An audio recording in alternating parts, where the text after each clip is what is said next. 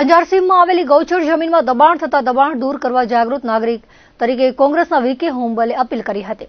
1.5 વર્ષ સુધી અરજી રખડાવ્યા પછી પ્રાંત અધિકારી એમ કહ્યું હતું કે તમે ત્રાહિત વ્યક્તિ છો તેમ કહી અરજી કાઢી નાખી હતી। ભાજપ સરકારના રાજમાં અધિકારીઓ દબાણને પ્રોત્સાહન આપી રહ્યા હોવાનો ગંભીર આક્ષેપ કર્યો હતો। હવે જમીન બચાવવા ગાય ભેંસ બળદ અપીલ કરવા આવશે ત્યારે પ્રાંત અધિકારી અપીલ દાખલ કરશે તેવો ગંભીર કટાક્ષ પણ કર્યો હતો। અંજારસીમની ગૌચર જમીન આજે પણ ગૌચર તરીકે સરકારી ચોપડે નોંધાયેલી છે।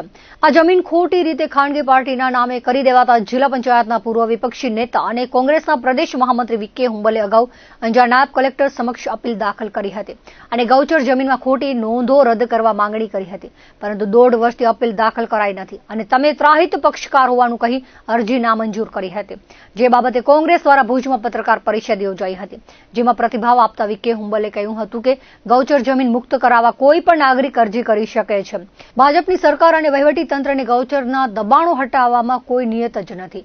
આ ઉપરાંત મેઘ પર સીમા આવેલી સરકારી જમીન ઉપર દબાણ કરેલ છે, જેમાં લેન્ડ ગ્રેબિંગ એક્ટ તળે અરજી કરી જમીન ખુલ્લી કરવા માંગણી કરી હતી, છતાં નાયબ કલેક્ટરે જમીનની માપણી કરાવી નથી। અંજારસીમમાં 2500 એકર જેટલી જમીન ગૌચર તરીકે નીમ છે, જેનો અતોપતો મળતો નથી, ત્યારે કચ્છ કલેક્ટર ગંભીરતાથી સુઓ મોટો તળે અંજારસીમની ગૌચર જમીનોની માપણીઓ કરાવીને દબાણકારો પાસેથી જમીન ખુલ્લી કરાવે તો અંજારના પશુધનને ફાયદો થશે। જો કામગીરી નહીં થાય તો હાઈકોર્ટમાં પિટિશન દાખલ કરી અધિકારીઓ મહેસૂલ વિભાગને પક્ષકાર બનાવવામાં આવશે તેવી ચીમકી આપી હતી। આજે ગૌચર જમીન ઉપર જે દબાણો છે એ દબાણો દૂર કરવા માટે અમે વારંવાર રજૂઆતો અને સરકારમાં અપીલ પણ દાખલ કરેલી હતી। આજનો મુદ્દો જે છે એ અમારે અંજારસીમનો મુદ્દો છે। અંજારસીમના 1004 જે ગૌચર તરીકે 1973માં એ નીમ થઈને એની હસ્તપત્રકમાં નોંધ પડેલી છે, જેનું આજે પણ રેકર્ડમાં 7, 12, 8માં બધી જગ્યાએ ગૌચર તરીકે જમીન બોલે છે। આ જમીન ઉપર 1991માં ગેરકાયદેસર રીતે એક અમારે કિશોરભાઈ દાનાભાઈ પટેલ, ભોગીલાલભાઈ દાનાભાઈ પટેલ, નિશાબેન દાનાભાઈ પટેલ આ લોકો દ્વારા 1991માં જે 984 સર્વે નંબર જમીન હતી એ જમીનની નોંધ આમાં 1004માં પડાવી અને નવા 1004, 1, 2 ને 3 એના 7 વાર બન્યા।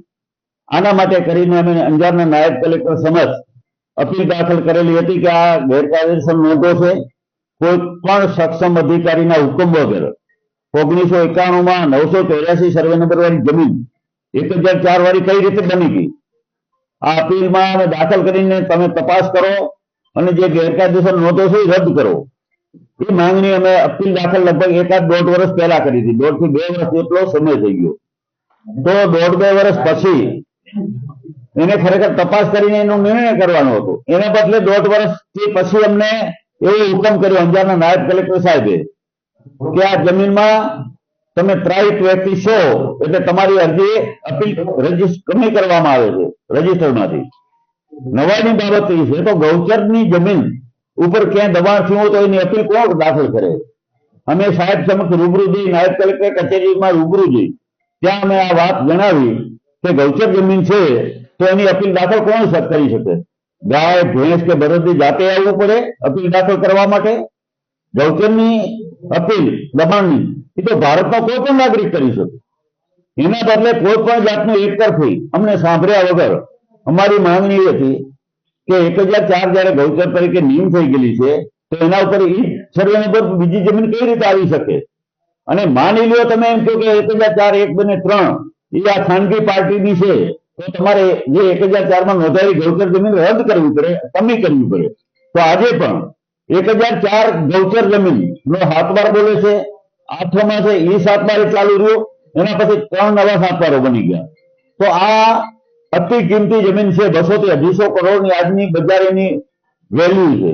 એ જમીન ઉપર તપાસ કરવાના બદલે જે જમીન ઉપર ખરેખર તો કલેક્ટર સાહેબના ધ્યાનમાં ખાલી આવે ને કે ક્યાંય ગૌચર ઉપર દબાણ છે તો એને સુઓ મોટો કરી માં લઈ અને તપાસ કરવી જોઈએ। સુઓ મોટોમાં લઈ તપાસ કરી અને ગેરકાયદેસર નોંધો હોય તો એને રદ કરવાની જવાબદારીની ફરજ માન્ય કલેક્ટર સાહેબ અને નાયબ કલેક્ટર સાહેબની હતી। એના બદલે અમારી અપીલ 108(5) હેઠળની અપીલ એને 1.5 વર્ષ પછી 1.5 વર્ષ સુધી તો અમારી અપીલ રાખી મૂકી, ખરેખર તો તરત એને દાખલ કરવી જોઈએ। 1.5 વર્ષ પછી ના પાડે છે અમને કે તમે ત્રાહિત વ્યક્તિ છો એટલે તમારી અપીલ દાખલ ન કરી શકાય. એના માટે થઈને અમે કલેક્ટર સાહેબ પાસે સમગ્ર અપીલમાં જશું. દેશના તમામ રાજ્યોમાં સ્માર્ટ વીજ મીટર લગાવવા માટે કેન્દ્ર સરકારે નેશનલ સ્માર્ટ ગ્રીડ મિશનની શરૂઆત કરી હતી. ભારત સરકાર દ્વારા RDSS સ્કીમ અંતર્ગત સ્માર્ટ મીટર લગાવવાનું લક્ષ્યાંક આપવામાં આવ્યું છે, જે અંતર્ગત કચ્છમાં સ્માર્ટ મીટર લગાવવાની કામગીરીનો શુભારંભ કરવામાં આવ્યો છે. જિલ્લા મથક ભુજમાં સૌપ્રથમ PGVCL વર્તુળ કચેરીના અધિક્ષક ઇજનેરના ક્વાર્ટરથી સ્માર્ટ મીટર લગાડવાની શરૂઆત કરવામાં આવી છે. આ અંગે અધિક્ષક ઇજનેર શ્રી રાઠોડે જણાવ્યું હતું કે રેસીડેન્સી કોલોની તેમજ સરકારી કચેરીઓમાં સ્માર્ટ મીટર લગાવવામાં આવી રહ્યા છે, જે કામગીરીની રેસીડેન્સી ક્વાર્ટરથી શરૂઆત કરવામાં આવી છે, જેમાં અત્યાર સુધી 500 થી વધુ સ્માર્ટ મીટરો લગાવવામાં આવી ચૂક્યા છે. હજુ પણ 1200 જેટલી સરકારી કચેરીઓ અને 47 રેસીડેન્સી ક્વાર્ટરોમાં સ્માર્ટ મીટર લગાડવાની કામગીરીનો ધમધમાટ શરૂ કરાયો છે. વધુમાં કહ્યું હતું કે 3.58 લાખથી વધુ વીજ ગ્રાહકોને સ્માર્ટ મીટર લગાડવાનું લક્ષ્યાંક છે. તેમજ ડીપી મીટરો કે જેનાથી એનર્જી ઓડિટ થઈ શકે તેમાં પણ સ્માર્ટ મીટર લગાડવાની કામગીરી ચાલુ છે. સ્માર્ટ મીટર લગાવવાથી દૈનિક વીજ વપરાશનો ડેટા મળી શકશે, તેમજ ગ્રાહકોને વીજ બિલમાં પણ રાહત મળી શકશે. કચ્છ જિલ્લામાં ભુજ, માંડવી, નખત્રાણા ડિવિઝનને ફાળવવામાં આવેલા કુલ 3,58,532 સ્માર્ટ મીટર લગાવવામાં આવશે.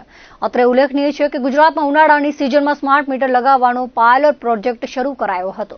જોકે લોકોએ આ મીટરોમાં બિલ વધારે આવી રહ્યું હોવાના આક્ષેપો સાથે સ્માર્ટ મીટરનો વિરોધ શરૂ કર્યો હતો, જેના કારણે સરકારને પણ લોકોના આક્રોશ સામે ઝૂકવું પડ્યું હતું અને સ્માર્ટ મીટર લગાડવાની કામગીરી પર સરકારની વીજ કંપનીઓને રોક લગાવવી પડી હતી. ભારત સરકાર દ્વારા જે RDSS સ્કીમ અંતર્ગત સ્માર્ટ મીટર લગાડવાનું જે અમને લક્ષ્યાંક આપ્યો છે, એ અંતર્ગત સૌપ્રથમ અમારા ભુજ વર્તુળ કચેરી હેઠળ અમારી જે કોલોની છે, તો કોલોનીમાં અમે મીટર લગાડવાની કામગીરી આજથી ચાલુ કરી છે. અને એમાં સૌપ્રથમ ભુજ વર્તુળ કચેરીના અધિક્ષક ઇજનેરના ક્વાર્ટર એટલે કે મારા ક્વાર્ટરમાં સૌપ્રથમ મીટર લગાડી અને ભુજ સર્કલમાં આ સ્માર્ટ મીટર લગાડવાની કામગીરી અમે ચાલુ કરી દીધી છે. અમારો આ જે રેસિડન્ટ કોલોની છે એમાં કુલ 47 ક્વાર્ટર આવેલા છે. આજરોજ અમે તમામ 47 ક્વાર્ટરોમાં સ્માર્ટ મીટર લગાવી આપીશું. સાથે સાથે અમે ભુજ વર્તુળ કચેરી અંતર્ગત ભુજ ડિવિઝન અને માંડવી ડિવિઝનમાં જે ડીટી મીટરો કે જેનાથી એનર્જી ઓડિટ થઈ શકે, તો એમાં પણ અમે મીટર લગાડવાની કામગીરી ચાલુ છે. અત્યાર સુધી કુલ 505 જેટલા સ્માર્ટ મીટરો ડીટી મીટરમાં લગાવી આપ્યા છે. આ સ્માર્ટ મીટરથી વીજળીનું વીજ બિલનું દરરોજ તમે ડેટા તમને મળશે. એટલે તમે કેટલી વીજળી વાપરો છો એના રોજરોજ તમને ડેટા મળવાથી તમારે વીજ બિલમાં તમને ભારે રાહત થશે. કેટલી વીજળી વપરાશે એનો ચોક્કસ અંદાજ મળવાથી વીજ વપરાશમાં પણ વાપરવા પણ લોકોને માહિતગાર મદદરૂપ થશે. આ સાથે આ સ્કીમ અંતર્ગત જે ભુજ વર્તુળ કચેરીની અંડરમાં જે સરકારી કચેરીઓ આવેલી છે જુદી જુદી, એ તમામ આશરે 1200 જેટલી કચેરીઓમાં પણ આ સ્માર્ટ મીટર લગાડવાનું અમારું આગામી સમયમાં આયોજન છે. આ સ્માર્ટ મીટરની અંતર્ગત ભુજ વર્તુળ કચેરીમાં કુલ 3,58,000 જેટલા ગ્રાહકોમાં સ્માર્ટ મીટર લગાડવાનું અમારું આયોજન છે. અત્યારે સૌપ્રથમ અમે અમારી કોલોનીથી સ્ટાર્ટ કર્યું છે, જે આગામી સમયમાં સરકારી કચેરીઓમાં પણ અમે લગાડવાનું અમારું આયોજન. સરકારી કચેરીઓ ટોટલ 1200 જેટલી સરકારી કચેરીઓમાં લગાડવાનું આયોજન છે અને કુલ 3,58,532 જેટલા સ્માર્ટ મીટરો અમારે ભુજ વર્તુળ કચેરી અંતર્ગત Bhuj division, Mandvi division, Nakhatrana division અંતર્ગત લગાવવામાં આવશે. સ્માર્ટ મીટરથી લોકોને એના વીજ વપરાશની દૈનિક માહિતી મળશે, જેથી એના વીજ વપરાશમાં કઈ રીતે કરવો એને મદદરૂપ થશે અને એના સાથે સાથે એનું વીજ બિલમાં પણ રાહત થશે. એટલે લોકો જેટલું સ્માર્ટ મીટર વાપરે એનાથી એના વીજ વપરાશની ચોક્કસ અને સમયસર માહિતી મળી રહે અને એનું વીજ બિલ પણ સમયસર અને ભૂલ રહિત વીજ બિલ મળે, એવું પણ આનાથી લોકોને વીજ ગ્રાહકોને ફાયદો થશે. કચ્છ જિલ્લા કલેક્ટર અમિત અરોરાના અધ્યક્ષસ્થાને આગામી પ્રજાસત્તાક પર્વની જિલ્લા કક્ષાની ઉજવણીના આયોજન અંગે સમીક્ષા બેઠક યોજાઈ હતી. જિલ્લા કક્ષાના પ્રજાસત્તાક પર્વની ઉજવણી નખત્રાણા ખાતે કરવાનું આયોજન કરવામાં આવ્યું છે, જે અન્વયે સંબંધિત વિભાગના અધિકારીઓ સાથે જિલ્લા કલેક્ટરે બેઠક યોજી હતી. જિલ્લા કલેક્ટરે સરકારી ઇમારતોની રોશની, કાર્યક્રમ સ્થળ ખાતે વ્યવસ્થાઓ, સાફ સફાઈ, ફાયર સેફટી, પાર્કિંગ, મેડિકલ અને વિવિધ વિભાગોના ટેબ્લોનું આયોજન સહિતના મુદ્દે સંબંધિત અધિકારીઓ પાસેથી વિગતો માંગીને જરૂરી માર્ગદર્શન પૂરું પાડ્યું હતું. નિવાસી અધિક કલેક્ટર મિતેશ પંડ્યાએ કાર્યક્રમની ઉજવણીને લઈને સુચારુ રૂપે કામગીરી કરવા સંબંધિત વિભાગના અધિકારીઓને ખાસ સૂચના આપી હતી. પ્રજાસત્તાક પર્વના જિલ્લા કક્ષાના કાર્યક્રમમાં વિવિધ કચેરીઓ દ્વારા ટેબ્લો, દેશભક્તિની થીમ પર વિશેષ સાંસ્કૃતિક કૃતિઓની પ્રસ્તુતિ તથા પોલીસ વિભાગ દ્વારા માર્ચ પાસ્ટ પરેડનું આયોજન હોવાથી આ બાબતે સુચારુ વ્યવસ્થાપન અંગે જણાવાયું હતું. બેઠકમાં કોઈપણ ક્ષેત્રમાં વિશિષ્ટ કામગીરી કરી હોય તેવા જિલ્લાના કર્મચારીઓ, અધિકારીઓના સન્માન સહિત બાબતે આયોજન કરવા સૂચના આપવામાં આવી હતી. આ સમીક્ષા બેઠકમાં જિલ્લા વિકાસ અધિકારી, ડીઆરડીએ નિયામક, નખત્રાણા પ્રાંત અધિકારી તેમજ જિલ્લા વહીવટીતંત્રના અધિકારીઓ ઉપસ્થિત રહ્યા હતા. સુર, સંગીત અને નૃત્યનો સુગમ સમન્વય સમૂહ વિન્ટર ફેસ્ટિવલ સૃજન LLDC ખાતે દબદબાભેર આગળ ધપી રહ્યો છે. આ ફેસ્ટિવલના બીજા દિવસે ઓડિશા અને કચ્છની 35 જાતની કલાકારીગરીના સ્ટોલ્સની કલાપ્રેમી લોકોએ ઉમંગભેર મુલાકાત લીધી હતી. કચ્છની આહિર અને બાટિક તથા ઓડિશાની પટ્ટચિત્ર અને સાઉરા પેઇન્ટિંગ કલાઓની પ્રક્રિયા સમજવા અને શીખવા માટે સ્થળ ઉપર જ વર્કશોપ ચાલી રહ્યા છે. સોમવારે ગાર્ડન સ્ટેજ ઉપર પારંપરિક રેહાણના પરિવેશમાં અર્જુનદાન ગઢવીએ લોકસાહિત્યની રસાવલી રેલાવીને દર્શકોને રસ તરબોળ કરી દીધા હતા. સાથે સુમિત સોલંકીએ બેન્જો પર સંગત કરીને સૂર પુરાવ્યા હતા. ત્યારબાદ સુરમયી સાંજને શરૂ કરતા ઇમેજિંગ સ્ટાર શીર્ષક હેઠળ શાસ્ત્રીય અને લોકપ્રિય ફિલ્મી સંગીત પીરસવામાં આવ્યું હતું. દર્શકોએ 5 નૃત્ય કાર્યક્રમો મન ભરીને માણ્યા હતા. ઓડિશાના પારંપરિક નૃત્યોની ધમાકેદાર પ્રસ્તુતિઓએ લોકોને ડોલાવી દીધા હતા. સાથે ગાંધીધામના નાટ્યાલય સ્કૂલ ઓફ ક્લાસિકલ ડાન્સીસ ગ્રુપના કલાકારોએ ભારતમ, ભાવ, રાગ અને તાલ, ભારતનાટ્યમ અને મોહિનીઅટ્ટમની અદ્ભુત મિશ્ર રજૂઆત કરી હતી. અંજાર એજ્યુકેશન સોસાયટી સ્કૂલ અંજારના નૃત્ય કલાકારોએ ગુજરાતની સાંસ્કૃતિક વિરાસત એવા પ્રાચીન ગરબો રજૂ કર્યો હતો. રાત્રે પ્રખ્યાત music band Kabir cafe group દ્વારા કબીર વાણીની સંગીતમય રજૂઆત કરીને લોકોને મોહિત કરી દીધા હતા. જાણીતી રચનાઓની જોરદાર પ્રસ્તુતિ દ્વારા લોકો મંત્રમુગ્ધ થઈ સંગીતના તાલે મન મૂકીને નાચ્યા હતા. સુમિટોમોના સુનિલ જગતાપ હાજર રહ્યા હતા. આ ફેસ્ટિવલ વિદેશી પ્રવાસીઓએ પણ મન ભરીને માણ્યો હતો. કચ્છ અને ઓડિશાની કળા અને સંસ્કૃતિના સમન્વય સમા આ વિન્ટર ફેસ્ટિવલને માણવાની તક ગુમાવવા જેવી નથી. પ્રયાગરાજમાં શરૂ થયેલ મહાકુંભના મેળામાં કચ્છમાંથી હજારો ભાવિકો ગંગા સ્નાન કર્યું છે અને કરી રહ્યા છે. કચ્છની તમામ ટ્રેનો હાઉસફુલ છે, ફ્લાઇટ પણ ફૂલ છે. તો 24 જેટલી ખાનગી લક્ઝરી દ્વારા સંઘ કુંભમાં જઈ આવ્યો છે. બીજા ભાવિકો લાખોની સંખ્યામાં જોડાઈ રહ્યા છે. કુંભમાં ચાલતી મોરારી બાપુની રામકથામાં પણ કચ્છના હજારો ભાવિકો કથા શ્રવણ કરી રહ્યા છે. ગઈકાલે કુંભના મેળામાં અગ્નિકાંડની બનેલી નાની ઘટનામાં કચ્છીઓ સહી સલામત છે. કચ્છના સંતો મહંતો કુંભના મેળામાં ગયા છે અને જઈ રહ્યા છે. ભજન ભોજન સતત ચાલુ છે.